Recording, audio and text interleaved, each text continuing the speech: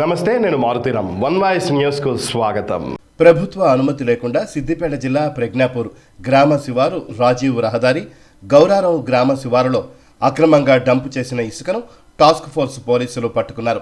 అక్రమంగా ఇసుక డంపు చేశారన్న విశ్వసనీయ సమాచారం మేరకు సిద్దిపేట టాస్క్ ఫోర్స్ పోలీసు అధికారులు సిబ్బంది వెళ్లి ఇసుక డంపులను గుర్తించారు.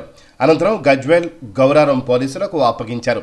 సంబంధిత పోలీసులు కేసు నమోదు చేసి పరిశోధన ప్రారంభించారు.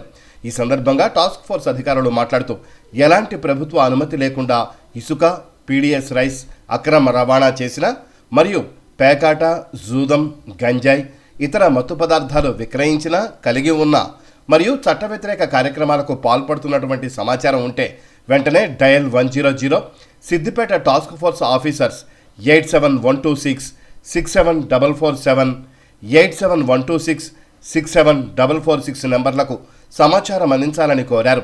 సమాచారం అందించిన వారి పేర్లను గోప్యంగా ఉంచుతామని అధికారులు తెలిపారు.